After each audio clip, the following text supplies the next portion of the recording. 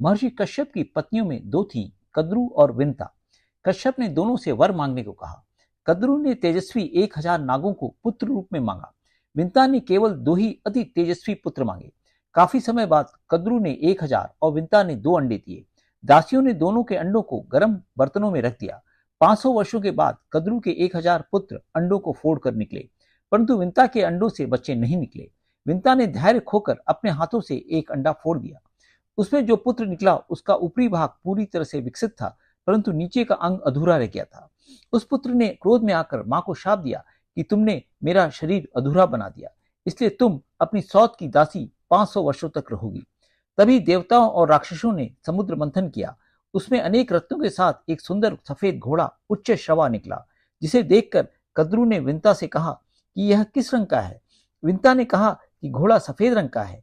कद्रु भी रंग बताए और दोनों इस पर शर्त लगाएंगे। कद्रु ने कहा कि घोड़ा सफेद है, परंतु उसकी पूंछ काली है।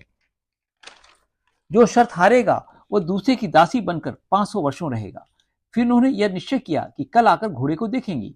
फिर कद्रु ने अपने 1000 नागपत्रों को आज्ञा दी कि तुम लोग काले रंग के बाल बनकर घोड़े की पूंछ में लग जाओ, नहीं तो जन्मेजय के सर्पयज्ञ में तुम आग में जल जाओगे। नागों ने घोड़े की पूंछ काली कर दी और विंता शर्त हार कर कद्रु की दासी बन गई।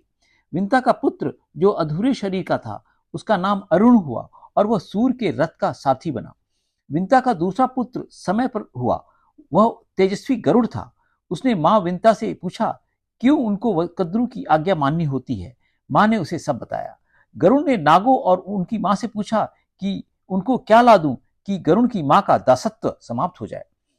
नागों ने अमृत मांगा। गरुड़ बहुत शक्तिशाली थे। उन्होंने इंद्र को हराकर अमृत नागों के लिए ले आए और अपनी मां को शाप से मुक्त किया। साथ ही उन्होंने इंद्र को कह दिया कि इससे पहले नाग अमृत चखें, आप अमृत चुरा लाइए। नाग स्नान के लिए गए थे। इंद्र ने अमृत उठा लिया।